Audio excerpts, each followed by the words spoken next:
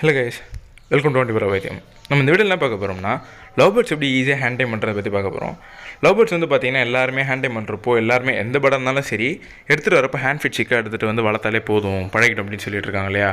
But ஆனால் அந்த hand fit சிக்காக எடுத்துகிட்டு வரதுனால என்னென்ன டிஃபெக்ட்ஸ் இருக்குது, இல்லை நம்ம அடல்ட் படாவே எடுத்துகிட்டு வந்து எப்படி பழக்கலான்றதை இந்த வீடியோவில் நம்ம பார்க்க போகிறோம். டே 1 பார்த்தீங்கன்னா இப்படி ஓடிட்டுருக்காரு, நம்ம கையில் ஏற மாட்டார் இல்லையா. ஒரு 2 டேஸ்க்கு அப்புறம், அதாவது டே 3 அன்னைக்கு பேர்டு எப்படி இருக்குன்னு பார்க்குறீங்களா. ஸோ இந்த லெவலுக்கு உங்கள் பேர்டை வந்து பழக்கணும், ஜாலியாக நம்மகிட்ட விளையாடிட்டு இருக்கணும், அது இங்கேயுமே நம்மளை விட்டே போகக்கூடாதுன்ற ரேஞ்சுக்கு நீங்கள் பழக்கணும்னு நினச்சிங்கன்னா இந்த வீடியோ எந்த இடத்துலையுமே ஸ்கிப் பண்ணாமல் பாருங்கள். நம்ம சேனலுக்கு புதுசாக இருந்தீங்கன்னா நம்ம சேனல் சப்ஸ்கிரைப் பண்ணிக்கோங்க, மறக்காமல் பக்கத்தில் இருக்க பெல் பட்டனை கிளிக் பண்ணிக்கோங்க.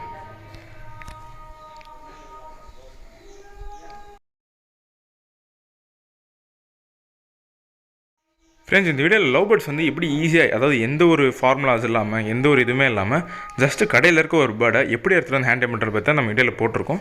ஸோ இந்த வீடியோ எந்த இடத்துல ஸ்கிப் பண்ணாமல் பார்த்தீங்கன்னா நீங்களே வந்து ஹேண்ட் டைமிங்கில் ஒரு மாஸ்டர் ஆகலாம். ஸோ வந்து இந்த வீடியோ எந்த இடத்துல ஸ்கிப் பண்ணாமல் பாருங்கள். ஜஸ்ட்டு 3 டேஸில் தான் நான் இதை பழக்கிருக்கேன். இது ட்ரூத். நான் ஏன்னா வந்து இந்த லைவ்லையுமே கொடுத்துருந்தேன் இல்லையா, லைவ்லையுமே வந்து நம்ம லவ் பேர்ட் எப்படி ஹேண்ட் டைம் பண்ணின்றது காட்டணுன்றதுக்காக லைவில் வந்து நான் வந்து லவ் பேர்ட்ஸை வச்சுருந்தேன் கையில். ஸோ அதுக்கப்புறம் தான் இந்த வீடியோ ரெடி பண்ணேன். ஸோ இந்த வீடியோ பார்த்தீங்கன்னா உங்களுக்கு கண்டிப்பாக யூஸ்ஃபுல்லாக இருக்கும்னு நினைக்கிறேன். Thank you friends. நம்ம இந்த வீடியோலாம் பார்க்க போகிறோம்னா லவ் பேர்ட்ஸ் எப்படி ஹேண்ட் டைம் பண்ணுறதை பற்றி பார்க்க போகிறோம். ஏற்கனவே நம்ம சேனலில் வந்து காக்டெயில் எப்படி ஹேண்ட் டைம் பண்ணுறதை பற்றி போட்டிருந்தோம். இந்த வீடியோ பார்க்காதவங்க கீழே டிஸ்கிரிப்ஷனில் லிங்க் கொடுக்குறோம், போய் பாருங்கள், கண்டிப்பாக யூஸ்ஃபுல்லாக இருக்கும். இந்த வீடியோவில் நம்ம என்ன பண்ண போகிறோம்னா, என்ன சொல்ல போகிறோம்னு பார்த்தீங்கன்னா, லவ் பேர்ட்ஸை எப்படி எடுத்து ஹேண்ட் டைம் பண்ணலாம், எது மாதிரி பேர்டு எடுத்து ஹேண்ட் டைம் பண்ணுறதை பற்றி சொல்ல போகிறோம். ஃபஸ்ட்டு என்ன பொறுத்த வரைக்கும் ஹேண்ட் டைம் பண்ணுறதுக்கு எடுக்கக்கூடிய பேர்டு என்னன்னு பார்த்தீங்கன்னா சின்ன பேர்டு இல்லை. ஏன்னா நிறைய பேர் என்ன பண்ணுறாங்கன்னா ஹேண்ட் ஃபிட் பண்ணிட்டு இருந்த குட்டி எடுத்து ஹேண்ட் ஃபிட் பண்ணால் நல்லா வந்துடும், பேர்டு நம்ம பழக்கிடலாம் அப்படின்னு நினச்சிட்டு இருக்காங்க.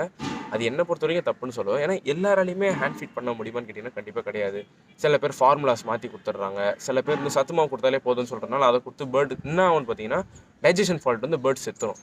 ஸோ அந்த இழப்பெல்லாம் தடுக்கணுன்றதுக்காக தான் நான் வந்து என்ன பண்ணியிருக்கேன்னா பெரிய பேர்டாகவே எடுத்து ட்ரெயின் பண்ணுறதுன்னு சொல்லியிருக்கேன். பெரிய பேர்டுனா ஒரு சேமி அடல்ட் பேர்டு. எப்படி நம்ம கண்டுபிடிக்கணும்னு பார்த்தீங்கன்னா ஜஸ்ட் சிம்பிளான திங் தான். அது மூக்கு இருக்கு இல்லையா, இது மெச்சூர் ஆகிடுச்சு ஓரளவுக்கு. நான் அடல்ட்டாகவே எடுத்துகிட்டு வந்தேன். செமினல் பேர்ட்ஸ்க்கு பார்த்தீங்கன்னா பீக்கில் வந்து ஃபுல்லாக க்ரோன் ஆகிருக்காது, ஃபுல்லாக ஒயிட் கலருக்கு வந்திருக்காது, லைட்டாக பிளாக்கிஷ் கலரில் இருக்கும். ஸோ நீங்கள் அது மாதிரி பேர்ட்ஸை செலக்ட் பண்ணி எடுத்துருவாங்க. அந்த பேர்ட்ஸ்லாம் எடுக்கிறப்ப என்ன பண்ணணும்னா பார்த்து எந்த பேர்டு கொஞ்சம் ஆக்டிவாக இருக்கும் அது மாதிரி பேர்டு எடுத்துருவாங்க. ஏன்னா செமினல் பேர்ட்லாம் சில நேரம் செத்துரும். ஸோ அது மாதிரி ஃபால்ட்ஸ்லாம் நம்ம தவிர்க்கணும் அப்படின்னு ஆசைப்பட்டீங்கன்னா ஆக்டிவாக இருக்க பேர்டு துருத்துன்னு இருக்கும் இல்லையா கொண்டுலேயே, அது மாதிரி பேர்டு எடுத்துருவாங்க. ப்ரீடர்ஸ் கிட்ட கேட்டிங்கன்னா அவங்க கரெக்டான ஸ்டேஜில் கொடுப்பாங்க. ஒரு 28th டே 30th டேக்குள்ளே இருக்கிற பேர்டை கொடுப்பாங்க. ஸோ அந்த பேர்டு எடுத்துருந்தீங்கன்னா நீங்கள் நல்லாவே வளர்க்கலாம். இது என்னென்னு பார்த்தீங்கன்னா நான் செமிடல்ட்டாக தான் எடுத்துகிட்டு வந்தேன். செமிடல்ட்டாக எடுத்துகிட்டு வந்து இது எப்படி நான் பழக்கிருக்கேன் அப்படின்னு நீங்கள் கேட்கலாம். இது பழக்கிறது ரொம்ப சிம்பிள் தான். நான் சின்னதாக ஒரு விஷயம் தான் பண்ணேன். என்னென்னா இது ஃபுட்டு வந்து நான் கரெக்டாக என் கையில் கொடுக்குறது பழக்கணும். இப்போ பார்த்தீங்கன்னா கையில் உட்காந்து சாப்பிட்டுட்டு தான் இருக்கான் இல்லையா.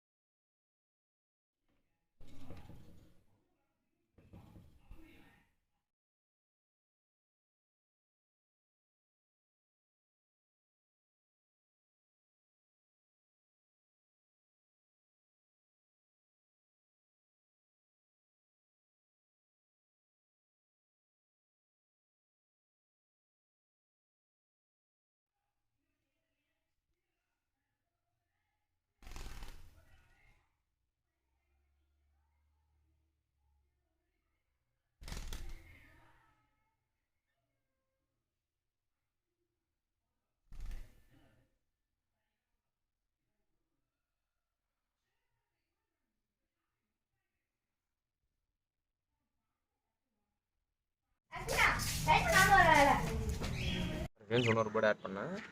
இது பார்த்தீங்கன்னா நான் பெருசாக தான் எடுத்துகிட்டு வந்து இது எப்படி பழகிருக்கேன்னு பார்த்தீங்கன்னா ஜஸ்ட் சிம்பிள் திங்னா. இப்போ இவங்க எப்படி என் கையில் தெரியுமா உட்காந்து சாப்பிட்றாங்கன்னா ஃபஸ்ட் டே நான் பழக்கின ஒரு பழக்கம் தான். என்ன பண்ணேன்னா தீனி வந்து நார்மலாக நம்ம கூண்டில் வைப்போம் இல்லையா, அதை ஒன் டே நான் நைட்டு வைக்காமல் விட்டுட்டு நெக்ஸ்ட் டே மார்னிங் எடுத்து நான் கையில் மட்டுமே வச்சு உள்ளே கொடுத்தேன்.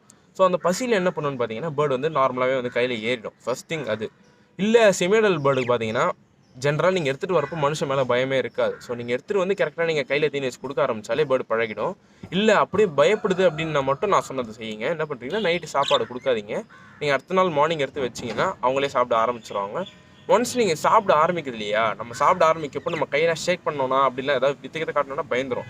நம்ம எதுவுமே பண்ணாமல் ஜஸ்ட் சும்மா கையை நீங்கள் வச்சு கையில், அதாவது நீங்கள் ஒரு கண்டெய்னர் வைக்கிற மாதிரி உங்கள் கையை சும்மா ஸ்டேபிளாக வச்சிங்கன்னா அது பயப்படாமல் மேலே ஏறும். ஒன்ஸ் நீங்கள் 2-3 டைம்ஸ் அதேமாதிரி கொடுத்துட்டு இருந்தீங்களேன், அது அப்புறமேட்டு உங்கள் கையில் நார்மலாக பயப்படாமல் ஏற ஆரம்பிச்சிடும். ஏறினதுக்கப்புறமேட்டா நீங்கள் ஜென்டலாக தூக்கி நீங்கள் பேர்டை வெளில எடுக்க ஆரம்பிக்கலாம். எடுத்து என்ன பண்ணுறீங்கன்னா பேர்டுக்கு வந்து கழுத்து ரீஜன் இருக்கு இல்லையா, அந்த கழுத்து ரீஜனில் மட்டும் நீங்கள் வந்து தடவை கொடுத்தீங்கனாலே அது நல்லா பழகிடும். மற்றபடி வேறு எதுவும் பெரிய திங்ஸ்லாம் இதில் என்னை பொறுத்தவரைக்கும் லவ் பேர்ட்ஸ் டேம் பண்ணுறத பொறுத்தவரைக்கும் பெருசாக இல்லை. ஆனால் நான் என்ன பண்ணேன்னா இது வந்து பேராக எடுத்துகிட்டு வந்து நான் டேம் பண்ணியிருக்கேன். இதை வந்து நான் ப்ரிஃபர் பண்ண சொல்ல மாட்டேன். ஏன்னா நம்ம பேராக எடுத்துகிட்டு வந்தோம்னா நம்ம என்ன நினைப்போம்னா ப்ரீட் ஆகும்னு நினைப்போம். ஹேண்ட் டேம் பண்ண birds maximum of the birds breed ஆகவே ஆகாது. அப்படியே ஆனாலும் முட்டை வச்சுட்டு சிக்ஸ் இருக்கிறப்போ நம்மக்கிட்ட ஓடி வந்துடும். ஸோ அது மாதிரி பிரச்சனைலாம் வரும். குட்டிங்களை நம்மளால் காப்பாற்ற முடியுதுன்றதுக்காக ஹேண்ட் டேம் பண்ணுற பேர்டை சிங்கிளாகவே வளர்க்கணும்னு ஆசைப்படுங்க. சிங்கிளாக வளர்க்க முடிஞ்சால் மட்டும் ஹேண்ட் டைம் பண்ணுங்க. நீங்கள் அதை வச்சு இப்போ நம்ம கிளச்சு எடுத்துக்கலாம் அப்படின்னா ஹேண்ட் டைம் பண்ணாதீங்க. யாராக இருந்தாலும் ஹேண்ட் டைம் பண்ணாதீங்க, நான் தான் சொல்லுவேன் எல்லாருக்கும். வேறு என்னென்ன தப்பு பண்ணுறோம் அப்படின்னு பார்த்தீங்கன்னா ஃபீட் மிக்ஸ் எடுக்கிறாங்க இல்லையா, சில பேர் வந்து சின்ன பேர்டாக எடுத்து நான் வளர்ப்பேன் பிரச்சனை இல்லை அப்படின்னு சொல்கிறாங்க இல்லையா. அவங்களுக்கு நான் சொல்கிறது என்னன்னு பார்த்தீங்கன்னா, சில பேர் வந்து மண்ணா மிக்ஸ் கொடுக்குறேன், மில்லட் மிக்ஸ் கொடுக்குறேன் அப்படின்னு சொல்லி என்ன பண்ணாங்கன்னா பேர்ட்ஸ்க்கு வந்து டைஜஸ்டிவ் ப்ராப்ளம்ஸ்லாம் வந்து பேர்ட்ஸ் வந்து நிறைய இறக்குதுன்னு நான் கேள்விப்பட்டேன். சின்ன பசங்களாம் யூடியூப் பார்த்துட்டு தான் நிறைய பேர் இறங்கி பேர்ட்ஸ் நிறைய சாவடிக்கிறாங்க. ஸோ அவங்களுக்கு நான் சொல்கிறது என்னென்னா மேக்ஸிமம் பெரிய பேர்டு எடுத்து ட்ரை பண்ணுங்கள், கண்டிப்பாக முடியும். அப்படி முடியலனாலும் அந்த பேர்டை ரிட்டர்ன் கொடுத்து நீங்கள் செகண்ட் டைம் வாங்கி வளர்க்கலாம்.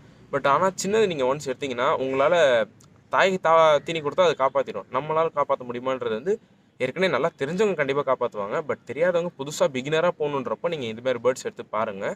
நீங்கள் உங்ககிட்ட வரக்கூடிய கிளச்சிலேருந்து வேணால் நீங்கள் ட்ரை பண்ணி பார்க்கலாம். ஏன்னா நீங்கள் வந்து சில டைம்ஸில் வந்து பேரண்ட் வந்து ஏற்றுக்கும். ஸோ அந்த டைமில் நீங்கள் எடுத்துகிட்டு நீங்கள் ட்ரெயின் பண்ண முடியலனா கூட திருப்பி உள்ளே விடலாம். ஆனால் நீங்கள் எடுத்துகிட்டு வரப்பே ஹேண்ட் ஃபீட் சிக்கெல்லாம் எடுத்துகிட்டு வந்தாலும் வளர்க்காதீங்க என்னை பொறுத்த வரைக்கும். அது பண்ணுங்கள்.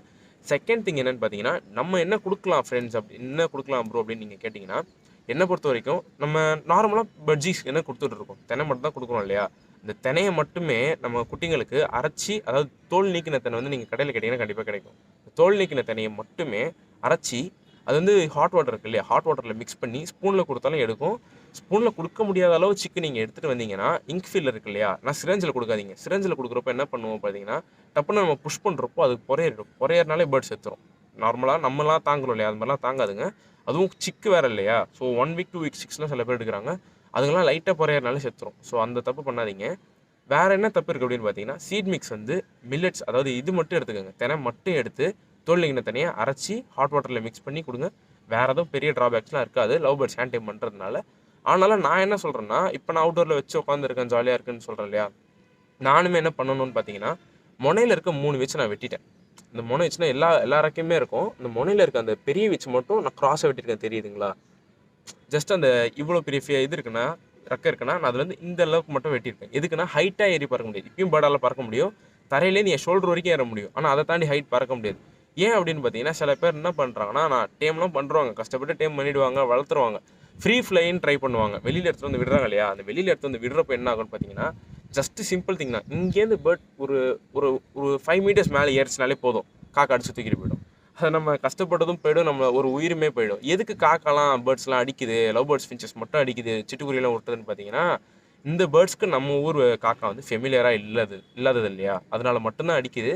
இது ஃபெமிலியராக ஆக்க முடியும்னு பார்த்தீங்கன்னா கண்டிப்பாக முடியாது. ஸோ நம்ம அதுக்கேற்ற மாதிரி தான் நம்ம பேர்ட்ஸை நம்ம பாதுகாத்து வச்சுருக்கணும். ஹேண்ட் டைம் பண்ணுறது நம்ம ஜாலியாக விளாட்ணுன்றதுக்காக தானே. ஸோ வெளியில் மேக்ஸிமம் எடுத்துகிட்டு வராதிங்க. எடுத்துகிட்டு வந்தாலும் நான் சொன்ன மாதிரி இந்த முனை வச்சு எப்போவுமே சேஃப்டிக்கு கட் பண்ணி வச்சுருங்க. சேஃப்டி கட் பண்ணி வச்சுருந்தீங்கன்னா அதுக்கு பறக்கும் ஒரு 2-3 டைம்ஸ் ட்ரை பண்ணுச்சுன்னா அதுக்கப்புறமேட்டு அது பறக்காது. வெளியில் வந்தால் பறக்கணும்னு ட்ரை பண்ணவே பண்ணாது. ஸோ நீங்கள் முனை வச்சு வெட்டி வச்சுருந்தீங்கன்னா சேஃபாக நான் சொல்லுவேன். இந்த வீடியோ உங்களுக்கு பிடிச்சிருந்துச்சுன்னா லைக் பண்ணுங்கள், கமெண்ட் பண்ணுங்கள், சப்ஸ்கிரைப் பண்ணுங்கள், ஷேர் பண்ணுங்கள். மறக்காமல் வேறு ஏதாவது டவுட்ஸ் இருந்தாலும் நம்ம சேனலில் கீழே கமெண்ட் பண்ணுங்கள். ஸோ நீங்கள் கேட்ட டவுட்ஸ்க்கு உண்டான வீடியோவை நான் within 2 weeks போஸ்ட் பண்ணிட்டே இருப்பேன். Thank you friends.